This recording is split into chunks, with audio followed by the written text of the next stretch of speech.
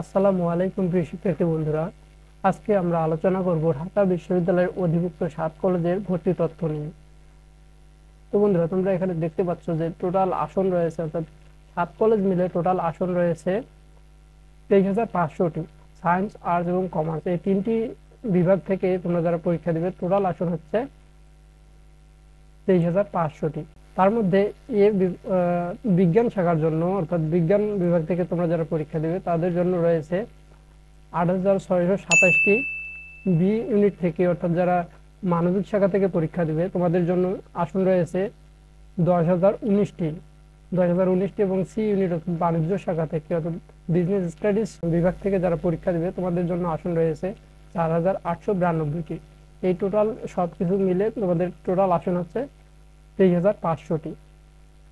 তো এবারে আসি ভর্তি যোগ্যতা। কত ন্যূনতম যোগ্যতা কত হলে তোমরা এখানে ভর্তি পরীক্ষাটায় অংশগ্রহণ করতে পারবা।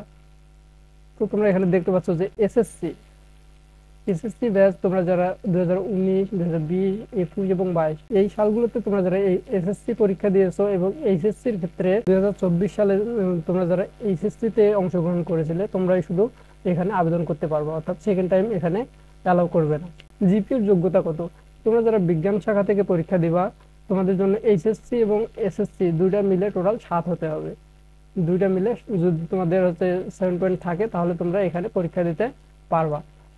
এরপর বাণিজ্য শাখার শিক্ষার্থীদের জন্য তোমাদের 6.50, অর্থাৎ 6.50 যদি তোমরা এসএসসি এবং এইচএসসি মিলে পাও তাহলে তোমরা এখানে আবেদন করতে পারবা এবং পরীক্ষা দিতে পারবা।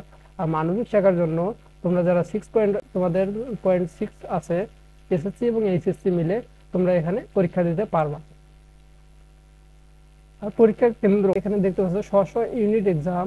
তোমাদের বিজ্ঞান, বাণিজ্য এবং মানবিক শাখা থেকে তোমরা যারা পরীক্ষা দিবে তোমাদের কেন্দ্র হচ্ছে ঢাকা, অর্থাৎ ঢাকার মধ্যে তোমাদের পরীক্ষাটি অনুষ্ঠিত হবে। এরপর আসি ভর্তি পরীক্ষার মান বন্টন।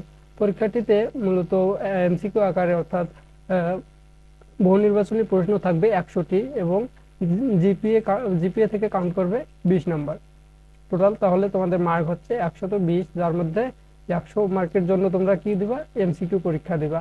আর জিপিএ থেকে তোমাদের 20 নাম্বার কাউন্ট করবে।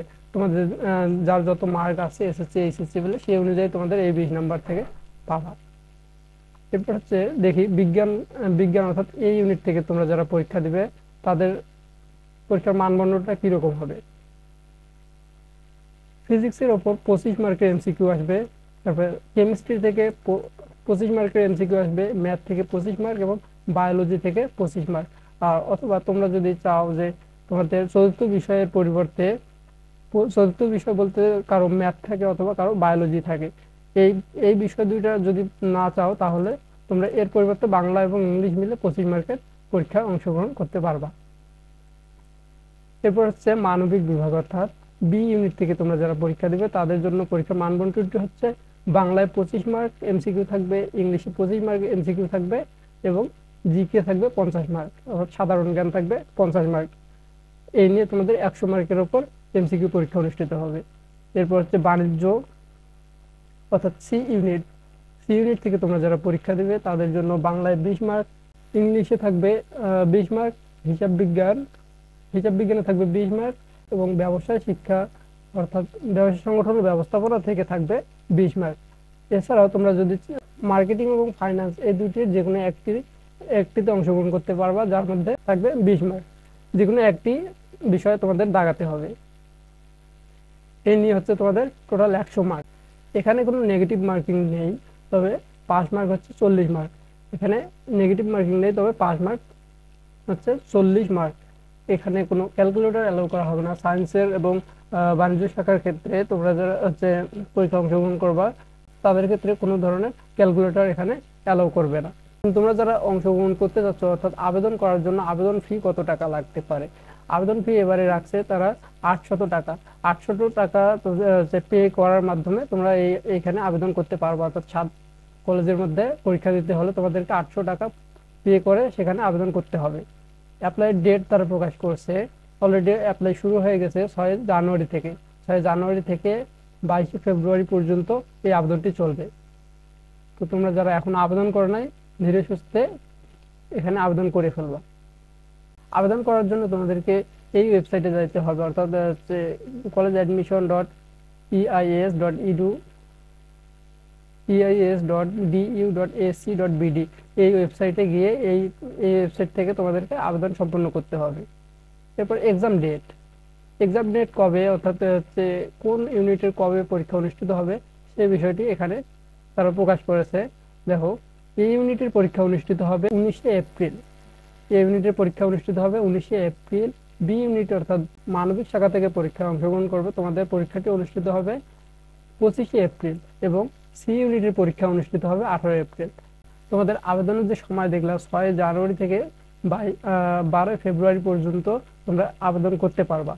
আর আবেদনের পরীক্ষা অনুষ্ঠিত কবে হবে সেটাও তোমরা এখানে দেখে নিলা। 19 তারিখে হচ্ছে 19 এপ্রিল হচ্ছে এ ইউনিট অর্থাৎ বিজ্ঞান শাখা থেকে, বি ইউনিট অর্থাৎ মানবিক শাখা থেকে 25শে এপ্রিল অনুষ্ঠিত হবে এবং সি ইউনিট অর্থাৎ ব্যবসায় শিক্ষা শাখা থেকে 18 এপ্রিল অনুষ্ঠিত হবে। এছাড়াও এখানে বিষয়ভিত্তিক কিছু কন্ডিশন দিয়েছে, অর্থাৎ তোমরা যারা মেজর সাবজেক্ট হিসেবে অর্থাৎ সায়েন্সের হচ্ছে সায়েন্সের যে সাবজেক্টগুলো আছে রসায়ন, পদার্থ, বায়োলজি, এই বিষয়গুলোতে তোমরা যখন যদি ভর্তি হতে চাও সেক্ষেত্রে ওই উক্ত বিষয়গুলোতে তোমাদেরকে ন্যূনতম 5 মার্ক ক্যারি করতে হবে। অর্থাৎ তোমরা যে 25 মার্কের করে পরীক্ষা দেবা সেগুলো থেকে তোমাদেরকে 5 মার্ক করে ওই বিষয়গুলোতে ক্যারি করতে হবে, অর্জন করতে হবে, তাহলে ওই বিষয়ে তোমরা ভর্তি হতে পারবা। তো এই ছিল আজকের মতো। ভিডিওটি যদি ভালো লেগে থাকে তাহলে অবশ্যই লাইক করবা এবং তোমাদের বন্ধুদের সাথে শেয়ার করে দিতে পারো।